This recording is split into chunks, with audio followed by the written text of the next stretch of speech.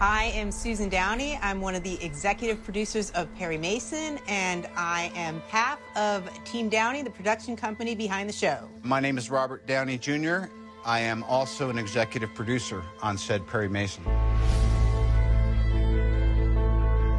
So initially, Perry Mason was it was gonna be a movie. It did. It came as a feature, but it was just too rich a world, too many things we wanted to explore, and we knew we wanted to have one case drive it, but we had all these other facets we wanted to explore, and it just seemed like a project that was asking to be a series instead.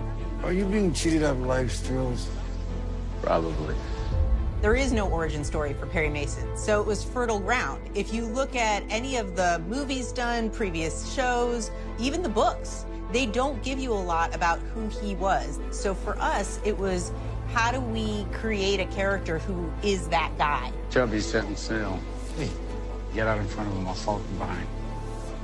When we first meet Perry, he's not even a lawyer yet. Because if you read the books, for the most part, he's doing PI type of work. He's almost never in the courtroom. And he figures out a lot of what happened by just hitting the streets, knowing the ins and outs of the law, what he could get away with. And we thought that was a pretty exciting starting point. Gas! Gas! Gas! Gas! We arrived at Perry being a soldier because we felt like it really helped us understand why we got to find Perry at a place in his life where he's returned but hasn't really picked up the pieces of his life yet. And I think the dilemma of that, then going into the depression, and then what his home life is like, and then the fact that he hasn't made much of himself because of the unfortunate discharge that he had from the Army. In World War I, people just had no idea what they were in for. It was a much more naive generation. So I love that Perry has a little bit of that naivete, and he's paid for it dearly. While we don't go all the way through anything that he faced, we know by the character that we met how much it damaged him.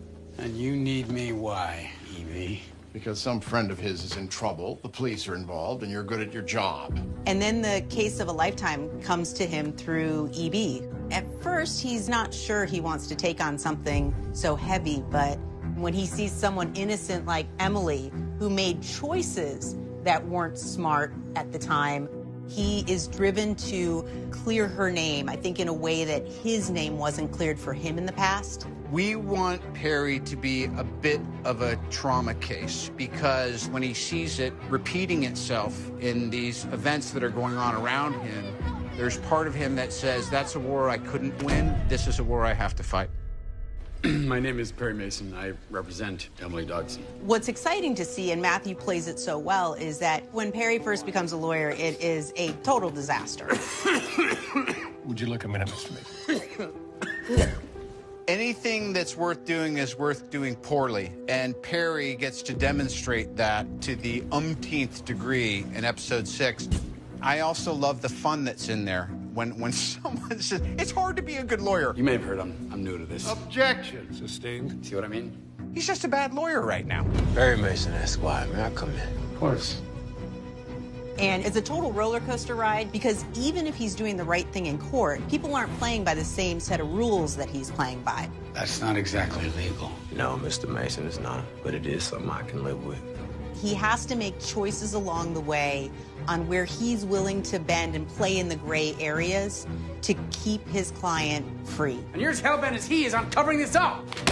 What you doing when speaking to me, Mr. Mason? It's gonna get way more chaotic before it finds any version of what someone might consider a conclusion.